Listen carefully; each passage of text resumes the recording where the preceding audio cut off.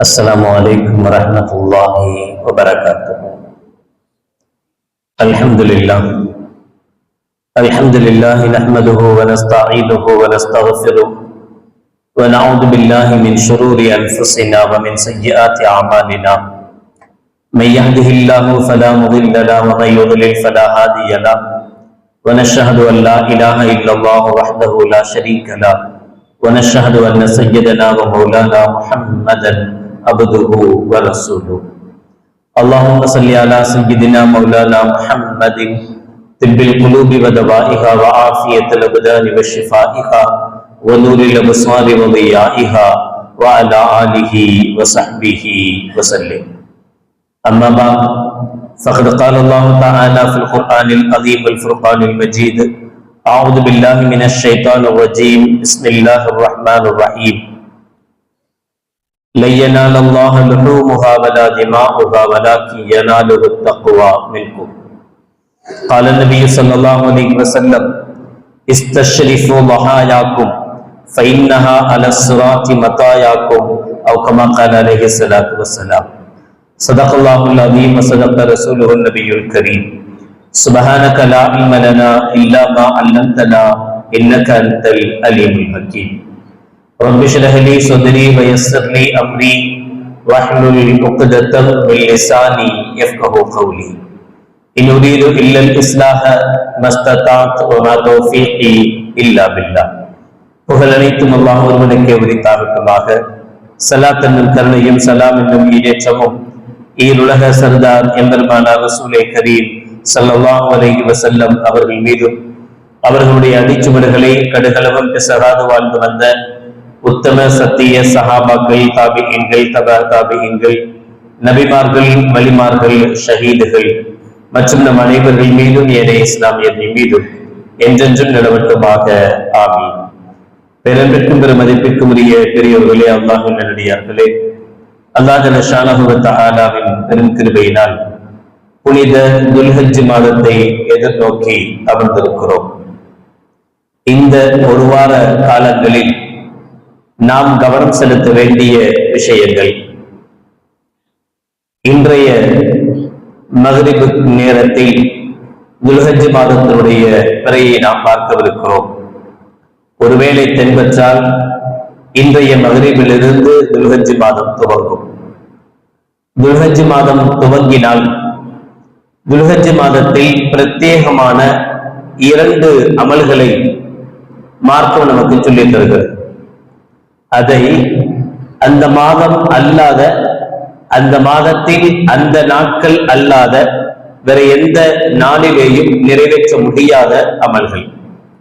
தொழுகை குறிப்பிட்ட 5 வேளை 5 நேர தொழுகை உண்டு. ஆனாலும் மற்ற நேரங்களிலும் நஃபிலான வணக்கங்களை நிறைவேற்ற முடிகிறது. நோன்பு ரமலானுடைய புனித 1 மாத காலங்கள் நோக்க வேண்டும். மற்ற காலங்களிலேயும் நஃபிலான நோன்புகளை நோக்க முடிகிறது. ஜகாத் குறிப்பிட்டு அந்த நாளில் ஒரு வருடத்தினுடைய கணக்கு பார்த்து ஜகாத்தை கொடுக்க வேண்டும். ஆனால் மற்ற காலங்களிலேயும் தான தர்மங்களை கொடுக்க முடியும். ஆனால் துல்ஹஜ் மாதத்தினுடைய பிரத்யேகமான 2 அமல்களாக கூறப்படுகிற இந்த அமல்கள், இந்த காலம், இந்த மாதம், அந்த மாதத்தின் நாட்கள் இவைகளோடு சம்பந்தப்பட்டது. இது அல்லாது வேறு எந்த நாளிலேயும் அவைகளை நிறைவேற்ற முடியாது. இந்த நாளில் சொல்லப்படுகிற 2 அமல்கள், ஒன்று ஹஜ்.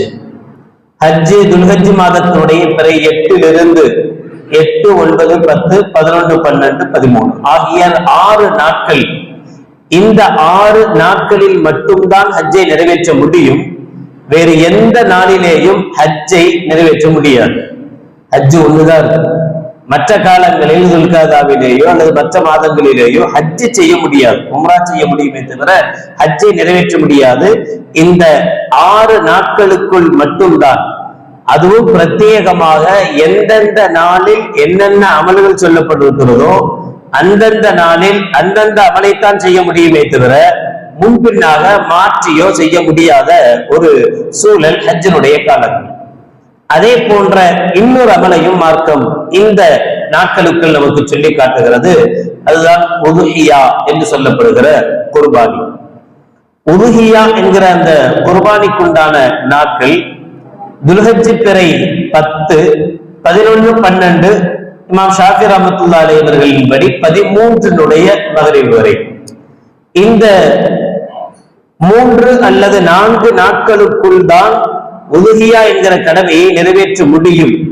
இது அல்லாது வேறு எந்த நாளிலும் எந்த நேரத்திலும் இந்த கடமையை, உதுஹியா குர்பானி என்கிற இந்த கடமையை நிறைவேற்ற முடியாது.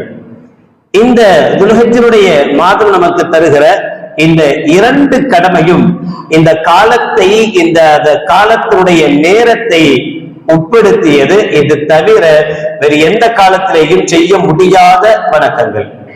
எனவேதான் நபிகள் பெருமானா ஸல்லல்லாஹு அலைஹி வஸல்லம் அவர்கள் சொல்வார்கள், துல்ஹஜ் மாதத்தினுடைய பிறை தென்பட்டதில் இருந்து யார் குர்பானி இந்த நாளில் துல்ஹஜ் பிறை 10 குர்பானி கொடுக்க வேண்டும் என்கிற எண்ணம் கொண்டிருக்கிறார்களோ, யாருக்கு கடமையாகி இருக்கிறதோ என்று சொல்லல ஸல்லல்லாஹு அலைஹி வஸல்லம், யார் குர்பானி கொடுக்க வேண்டும் என்கிற எண்ணம் கொண்டிருக்கிறார்களோ அவர்கள் முடிகளை, நகங்களை களைவதை தவிர்த்து கொள்ளட்டும் என்றார்கள் ஸல்லல்லாஹு அலைஹி வஸல்லம் அவர்கள்.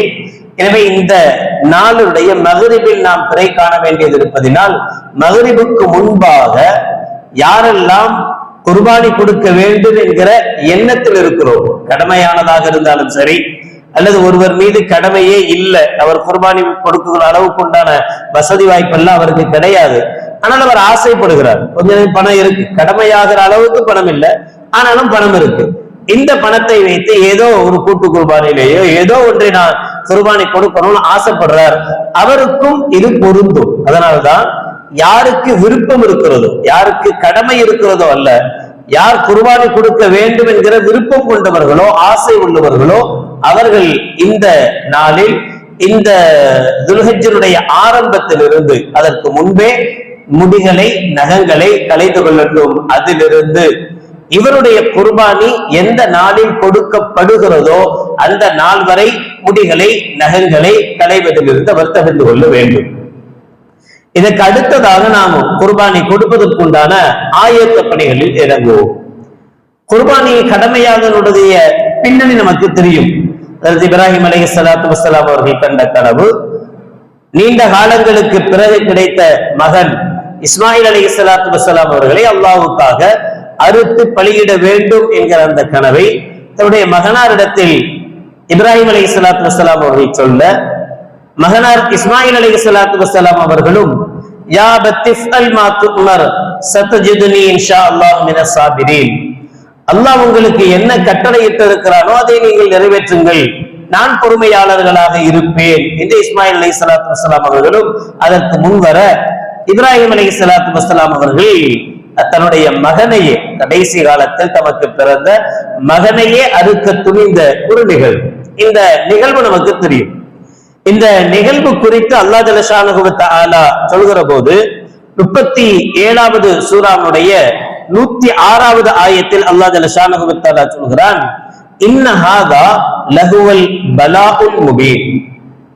இந்த நிகழ்வு ஒரு சாதாரண நிகழ்வு அல்ல, ஒரு சாதாரண சோதனை அல்ல, இது லஹுவல் பலாஉல் முபீன், இது கடுமையான சோதனை. யாருக்கும் இப்படி ஒரு சோதனை வர முடியாது. அப்படி வந்தால் அந்த சோதனைகளில் அவர்கள் வெற்றி பெறுவது, அந்த சோதனையில் இருந்து அவர்கள் மீள முடியாது. அவ்வளவு கடுமையான ஒரு சோதனை. அல்லாஹ் அவருடைய துஆவை, பிரார்த்தனையை ஏற்று கடைசி காலத்தில் குழந்தையையும் கொடுத்து, அந்த குழந்தை ஓடி ஆடுகிற அந்த வயசு வருகிற போது அந்த குழந்தையை தனக்காக வேண்டியே அறுத்து பலியிட வேண்டும் என்று கேட்டபோது அந்த அல்லாஹ்வுடைய வார்த்தையை ஏற்று அல்லாஹ்வுக்கு கட்டுப்பட்டு நடக்கிற இந்த சூழல் லஹுவல் பலாஉல் முபீன், இது மிக பெரும் சோதனை என்கிறான் அல்லாஹ் ஜல்லஷானஹு வ தஆலா. இன்னொரு இடத்திலே அல்லாஹ் சொல்றான், வைதிபத்தலா இப்ராஹீம ரப்புஹு பிகலிமாத்தின் ஃபஅத்தம்மஹுன்ன. பல சோதனைகளை இப்ராஹிம் அலைஹிஸ்ஸலாத்து வஸ்ஸலாம் அவர்களுக்கு நாம் தந்தோம். அல்லாஹ் சொல்கிறார், ஒன்று இரண்டு அல்ல, பல சோதனைகளை இப்ராஹிம் அலைஹிஸ்ஸலாத்து வஸ்ஸலாம் அவர்களுக்கு நாம் தந்தோம். ஃபஅத்தம்மஹுன்ன, அவைகள் அனைத்தையும் இப்ராஹிம் அலைஹிஸ்ஸலாத்து வஸ்ஸலாம் அவர்கள் பரிபூரணமாக முடித்து வெற்றி கண்டார். கொஞ்சம் கூட குறை வைக்கல. அதுல என்கிற வார்த்தை கவனிக்கப்பட வேண்டியது. அதை அவர் நிறைவு செய்தார் என்று அல்லாஹ் சொல்லல. எதெல்லாம் நாம் சோதனையாக கொடுத்தோமோ அந்த சோதனையை எல்லாம் அவர் ஏற்றுக்கொண்டார் என்று அல்லாஹ் சொல்லல.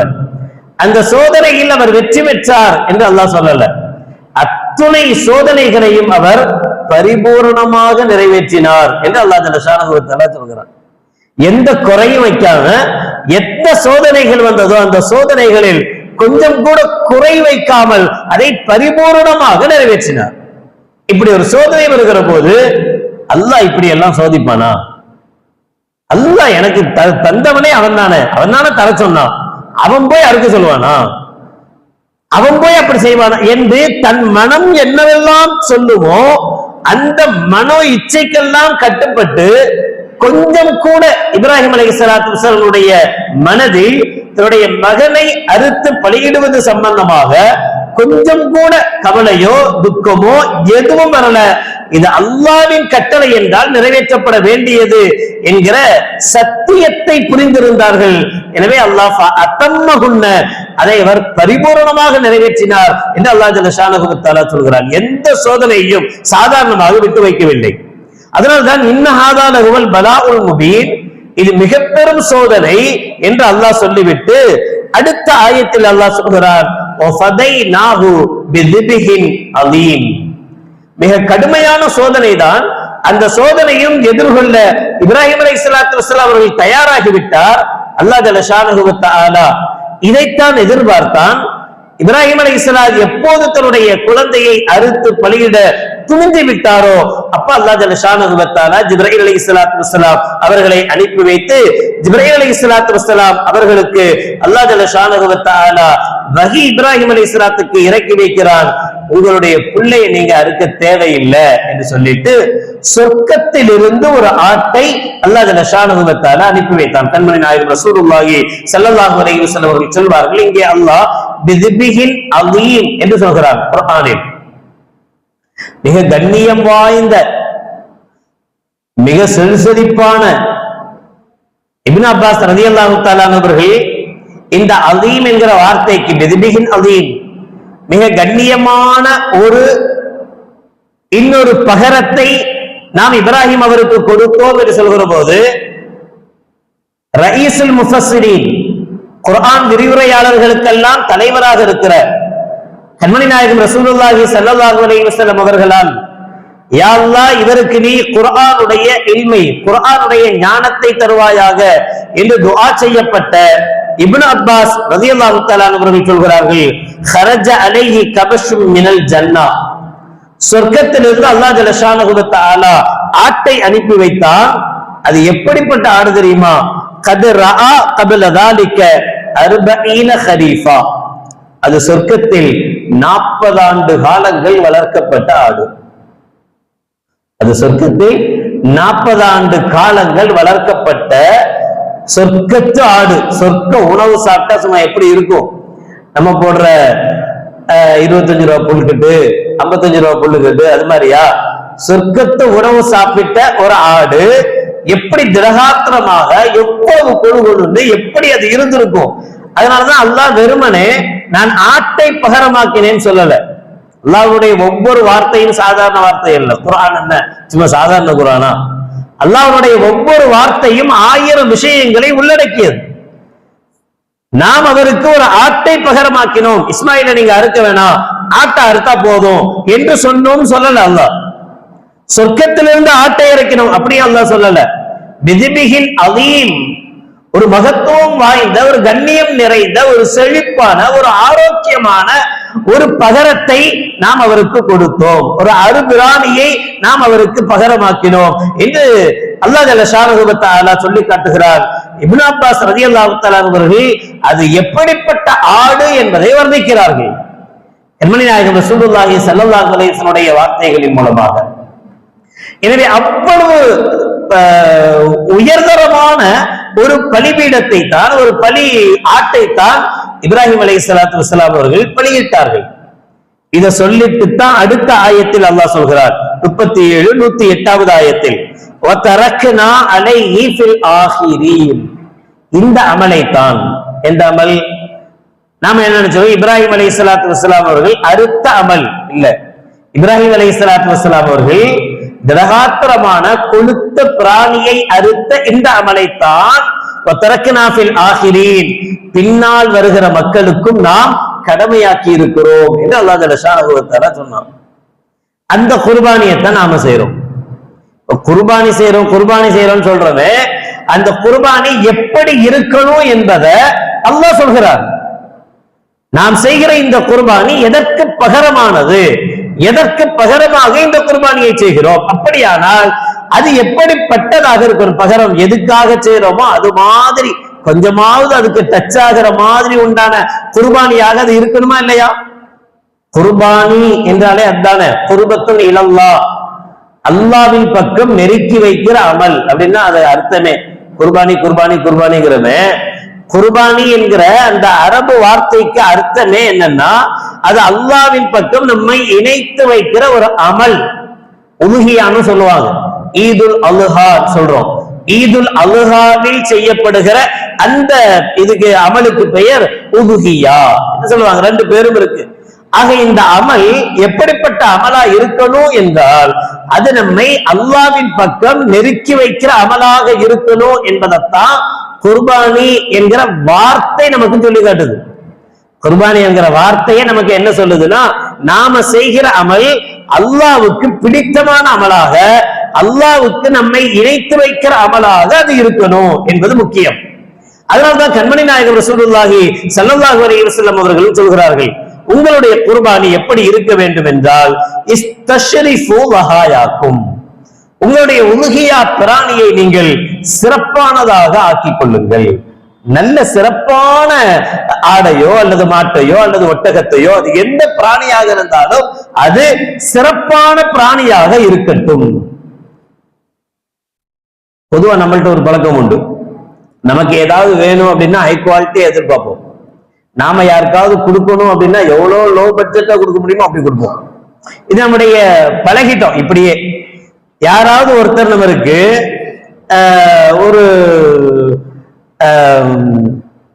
மாநகராட்சியிலிருந்து வர்ற ஒரு வாட்டர்னு வச்சுக்குவோம், தண்ணி பைப்ல வர்ற தண்ணி, நாம எங்கேயோ போயிருக்கோம், அந்த பைப்பு தண்ணியை பிடிச்சு கொடுத்தாங்க, சீப்பா நினைப்போம், ஏன் இங்கெல்லாம் வாட்டர் பாட்டில் கிடைக்காதா அப்படின்னு கேட்போம். அடுத்தவங்களுக்கு நாம கொடுக்கும் போது வாட்டர் பாட்டில் கொடுக்கணும்னு நினைக்கிறோமா? வெயில் காலம், கடையில எவ்வளவு பேர் வெளியில வச்சு வர்றவங்களுக்கு தண்ணி கொடுக்கணும்னு நினைப்போம். என்ன தண்ணி கொடுக்கணும்னு நினைப்போம்? கேன் தண்ணி. எவ்வளவு? 25 ரூபா. எங்கேயாவது 15 ரூபாய்க்கு கிடைக்குதா?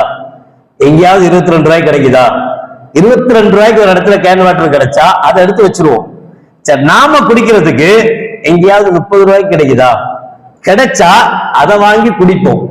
நாம சாப்பிடணும், நமக்கு தேவை என்று வருகிற போது நாம எதுக்கு அதிகமா பிரிப்பேர் கொடுக்கிறோம் அப்படின்னா தரமானதாக இருக்கணும், நல்லதா இருக்கணும் என்று நாம நினைக்கிறோம்.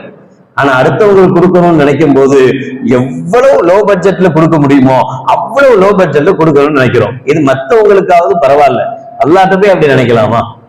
அல்லாஹ்வுக்கு கொடுக்கிற காரியத்துல போய் இப்படி நினைக்கலாமா? ஸல்லல்லாஹு அலைஹி வஸல்லம் அவர்கள் சொல்கிறார்கள், இஸ்தஷ்ரிஃபு லஹாயாக்கும் ஃபஇன்னஹா அலஸ்ஸிராத்தி மதாயாக்கும், நீங்க கொடுக்கக்கூடிய இந்த பிராணி தான் நாளைக்கு சிராத்துல் முஸ்தகீம் பாலத்துல, நரகத்துக்கு மேல கொழுந்து விட்டெறிகிற நரகம், அந்த நரகத்துக்கு மேல இருக்கக்கூடிய ஒரு பாலம், அந்த பாலம் வாளை விட கூர்மையானதாக, முடியை விட மெலிதானதாக இருக்கும்.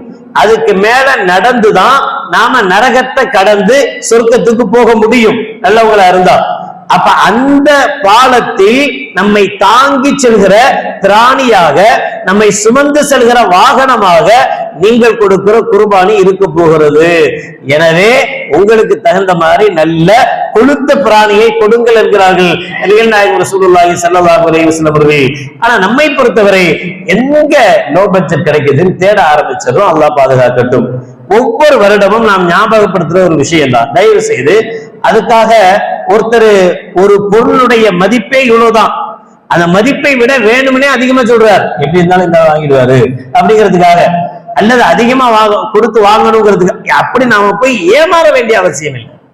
அதே சமயத்தில் ஒரு பொருள் நல்ல தரமான பொருள் இருக்கிறது, அந்த தரமான பொருளுக்குண்டான விலையும் இருக்கிறது என்று சொன்னால் அந்த விலை கொடுத்து வாங்கி அந்த தரமான பொருளை கொடுப்பதுதான் நம்முடைய குர்பானியினுடைய அந்தஸ்தாக இருக்க முடியுமே தவிர நம்ம அல்லாஹ்வின் பக்கம் எவ்வளவு நெருங்கணும், அல்லாஹ்வுடைய நெருக்கம் நமக்கு எவ்வளவு வேணும், அதிக நெருக்கம் நமக்கு வேணுமா? நல்ல பரவாயில்ல, ஒரு 25 கிலோமீட்டர் இருக்கட்டும், அல்லாஹ்வுக்கு நமக்கு மத்தியில ஒரு 250 கிலோமீட்டர் இருந்தாலும் பரவாயில்ல அப்படின்னு நாம நினைக்கிறோமா? நாம நினைக்கிறதனுடைய பிரதிபலிப்பு தான் நாம என்ன கொடுத்து எவ்வளவு கொடுத்து எப்படிப்பட்ட பிராணியை குர்பானிக்காக செலக்ட் பண்றோம் என்பதில் இருக்கிறது. அவ்வளவுதான். ஒவ்வொரு தடவையும் சொல்ல வேண்டிய அவசியம் இல்லை. ஒரு கூட்டு குர்பானில சேர்றோம், ஒரு இடத்துல அவ்வளவு பங்கு, ஒரு இடத்துல இவ்வளவு பங்கு. இன்னும் கொஞ்ச நாள் போனா ஆச்சரியப்படுற அளவுக்கு உண்டான விலைகள் கூட வரும். 1500 ரூபாய்க்குலாம் இனி 500 ரூபாய்க்கு 50 ரூபாய்க்கு வந்தா கூட ஆச்சரியப்படுறதுக்கு கூட தெரியுது. சொல்றது தானே, எவ்வளவு வேணாலும் சொல்லி வாங்கிக்க வேண்டியதுதான். 5000 ரூபாய்க்கு ஆடு கிடைக்கிறது, 3000 ரூபாய்க்கு ஆடு கிடைக்கிறது. எங்கேன்னு கிடைக்கும்? எங்கள்கிட்ட கொடுத்துருங்க, நாங்க கொடுத்துக்கிறோம். யாருக்கு கொடுப்பீங்க? யாருக்கோ கொடுப்போம். உங்களுக்கு என்ன, நீங்க காசை கொடுத்துட்டு உங்க வேலையை பாருங்க. நீங்க காசை கொடுத்துட்டு உங்க வேலையை பாருங்க. எந்த அளவுக்குன்னா கறி கூட கேட்க கூடாது. கறி கூட கேட்க, இதுக்கு பேர் குர்பானியா? தயவு செய்து நான் ஒவ்வொரு வருஷமும் சொல்றேன், குர்பானி என்பது இறை நெருக்கத்தை பெற்று தருகிற காரியமா இருக்கணும்னா அல்லாஹ் அழகா சொல்றான், இப்ராஹிம் அலைஹிஸ்ஸலாம் என்ன செஞ்சாரோ அதுக்கு பகரமா தான் நான் இந்த கடமையை உங்களுக்கு தந்திருக்கேன். அதுல கொஞ்சமாவது உங்களுக்கு வரட்டும். இப்ராஹிம் அலைஹிஸ்ஸலாம் உடைய குழந்தை ஒத்த புள்ள, அந்த ஒத்த பிள்ளையினுடைய உயிர் பாதுகாக்கப்படுது. ஒரே ஒரு குழந்தை, ஒரே ஒரு குழந்தையினுடைய உயிர் பாதுகாக்கப்பட்டால் ஒரு தகப்பனுடைய நிலை எப்படி இருக்கும் யோசிச்சு பாருங்க. ஒரு ஒத்த புள்ள சாவாம பொழைச்சு வந்திருக்கு, பொழைச்சு வந்தா ஒரு தகப்பனுடைய நிலை எப்படி இருக்கு? எவ்வளவு சந்தோஷப்படுவான், எவ்வளவு கொடுக்கணும்னு ஆசைப்படுவான், எவ்வளவு கொடுக்கணும்னு நினைப்பானோ அத அல்லாஹ் இப்ராஹிம் அலைஹிஸ்ஸலாத்துக்கு கொடுத்து, இதை அறுத்து ஊருக்கெல்லாம் சாப்பாடு போடு, சந்தோஷத்தை கொண்டாடு என்று சொன்னதுதான் குர்பானி என்று வழங்க வேணாமா? அப்ப அந்த குர்பானிக்குண்டான அந்த நிலை நம்மை பொறுத்தவரை நல்லதாக தரமானதாக இருக்கணும். அன்னை ஃபாத்திமா ரலியல்லாஹு தஆலா அன்ஹா அவர்களுக்கு கண்மணி நாயகம் ரசூலுல்லாஹி ஸல்லல்லாஹு அலைஹி வஸல்லம் அவர்கள் சொல்கிறார்கள், ஃபாத்திமாவை பார்த்து, கூமி லி உலுஹியத்திக், உன்னுடைய உலுஹியா கொடுக்கப்படுகிற இடத்தில் நில்லு. அன்னை ஃபாத்திமா ரலியல்லாஹு தஆலா அன்ஹா அவர்களுக்கு ஸல்லல்லாஹு அலைஹி வஸல்லம் சொல்றாங்க, உலுஹியா கொடுக்கும் இடத்தில் நில்லு. உன்னுடைய உலுஹியா எது என்பதை பாரு. உன் கையால உலுஹியா கொடுக்கணும்னு நினை. யார்கிட்டயோ பணத்தை கொடுத்துட்டு வேலை முடிஞ்சதுன்னு நினைக்காத. இதுக்கு பேர் குர்பானி அல்ல. குர்பானியுடைய கடமை நீங்கிடும். ஆனா முழுமையான குர்பானியுடைய நன்மையும் அதனுடைய எஃபெக்ட் நமக்கு கிடைக்குமா? கொஞ்சம் கூட கிடைக்காது. சாப்பிடும் போது சந்தோஷமா சாப்பிடுவோம். நாம ஒரு ஆட்டை வளர்த்து 40 வருஷமா வளர்த்து 4 வருஷமா வளர்த்து அந்த ஆட்டை அறுத்து அந்த ஆட்டினுடைய கறி கூட வாயில உள்ள இறங்காது. நமக்கு ஏன் இறங்காது? எவ்வளவு பாசமா வளர்த்த ஆடு, எவ்வளவு நேசமா வளர்த்த ஆடு. நான் வந்தாலே ஓடி வருமே, என் கையில பார்த்தாலே ஓடி வருமே, என் மடியில படுத்துக்குமே. 3 நாள் 4 நாள் சோறே இறங்காது நமக்கு. அந்த கறியை சாப்பிடுறது மட்டுமல்ல, 4 நாளைக்கு சோறே இறங்காது. ஆனா இப்ப நமக்கு நம்ம கறியை வாங்கி சாப்பிடுறதுக்கு டேஸ்டே தனி, நல்ல டேஸ்டா இருக்கு. இப்ப நம்மளுடைய எண்ணம் எப்படி இருக்கு? எனவே தயவு செய்து ஒரு குர்பானி என்பது உண்மையில் அது என்ன, குர்பானியுடைய மகத்துவம் என்னவோ, அதனுடைய கான்செப்ட் என்ன, அது எதுக்காக செய்யப்படுது, நாம ஏன் அதை கொடுக்கிறோம், என்ன காரணத்துக்காக கொடுக்கிறோம்? எல்லாத்துக்கும் சோறு போடணும், எல்லாத்துக்கும் கறி கொடுக்கணுங்கிறதுக்காக சொல்றோம் இல்ல. யனாலல்லாஹு லுஹூமுஹா வலா திமாஉஹா வலாக்கி யனாலுஹு தக்வா மின்கும். அதனாலதான் அல்லாஹ் ஜல்ல ஷானஹு வ தஆலா சொன்னான், அதனுடைய இறைச்சியோ அதனுடைய இரத்தமோ அல்லாஹ் சேர்வதில்லை, உங்களுடைய தக்வா. அதை கொடுக்கும் போது உங்களுடைய எண்ணம் எப்படி இருக்கிறது அதுதான் அல்லாஹ்விடத்தில் சேருகிறது என்றால் நல்ல இடங்களை தேர்ந்தெடுங்கள். கூட்டு குர்பானை கொடுக்கக்கூடிய அந்த சந்தர்ப்பங்களிலேயும் நமக்கு ரொம்ப பழக்கமான ரொம்ப நம்பிக்கை உள்ள, யார் சரியாக கூட்டு குர்பானியை நிறைவேற்றுவார்கள் என்கிற எண்ணம் இருக்கிறதோ அங்கேயாவது கொடுங்க. குறைந்தபட்சம் சம்பந்தமே இல்லாத இடங்களில் கொடுக்காதீங்க. ஒருத்தர் போன் போட்டு கேட்டார், இந்த வருஷம் என் குர்பானி பலஸ்தீன் கொடுக்கலான் இருக்கேன். நல்ல விஷயம் தானே, எவ்வளவு கஷ்டப்படுறாங்க பாவம் அந்த மக்கள், சாப்பாடே இல்லாம சிரமப்படுறாங்க, கஷ்டப்படுறாங்க. பலஸ்தீன்ல என் குர்பானி கொடுக்கலான் இருக்கேன். எப்படி கொடுக்க போறீங்க? இங்கேன்னு கொடுத்து கறியை கொண்டு போய் பலஸ்தீன்ல பங்கு வச்சுட்டு வர போறீங்களா? இல்ல இல்ல, ஒருத்தர் போறாரு பலஸ்தீனுக்கு, அவர்கிட்ட காசு கொடுக்க போனா அவரு பலஸ்தீன்ல போய் கொடுத்து கறியெல்லாம் கொடுத்துடுறேன்னு சொன்னாரு. அவர் பலஸ்தீன் போறாராம், அவர் போய் அறுத்து பலஸ்தீன்ல கொடுத்துருவாராம். பலஸ்தீன் எவ்வளவோ இடங்கள் இருக்கத்தான் செய்து, இல்லாமலா இருக்கு. ஏன் நம்ம பக்கத்துல யாருமே இல்லையா கறி வாங்குறதுக்கு தகுதியானவங்க? நம்ம பக்கத்துல யாருமே இல்லையா? பலஸ்தீன்ல கொண்டு போய் தான் குர்பானி கொடுக்கணுமா?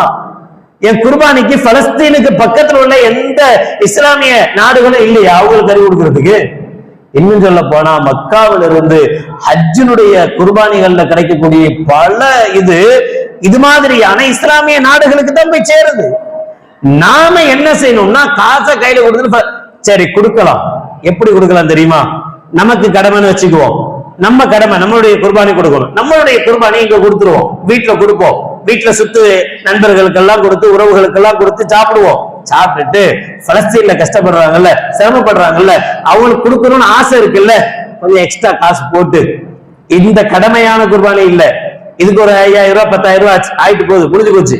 இன்னொரு 10,000 ரூபாய் பலஸ்தீனுக்காக கொடுங்களேன். யார் வேணாண்டா? அதுக்கு மனசு வருதா? இதுல எப்படியாவது சரி கட்ட முடியுமான்னு பாத்துக்கிட்டு இருக்கேன். பலஸ்தீன் மேல அவ்வளவு கவலை எனக்கு. பலஸ்தீன் மேல அவ்வளவு பலஸ்தீன் மக்கள் ஐயோ கறி சாப்பிடாம இருக்கிறாங்களே அப்படின்னு எனக்கு கவலை. நியாயம், நியாயமான கவலை, தப்பில்லாத கவலை, இருக்க வேண்டியதுதான். ஏன் நீ நம்ம சாப்பிடுற சாப்பாட்டுல இருந்து நம்ம பணத்திலிருந்து அவங்களுக்காக கொஞ்சம் கொடுத்தா என்ன குறைஞ்சா போயிடுவோம்? அல்லாவுக்கு கொடுக்கறதுல இருந்து எப்படியாவது கம்மி பண்ணி எங்கேயாவது கொடுத்து எதையாவது சமாளிக்க முடியுமா அப்படி யோசிக்கிறோமே தவிர, அதனாலதான் மிக சரியாக சொல்கிறது, அத்தா கஷ்டப்படுறாரு, அம்மா கஷ்டப்படுறாரு, என் ஜக்காத்து காசு அம்மாட்ட கொடுத்துறவா?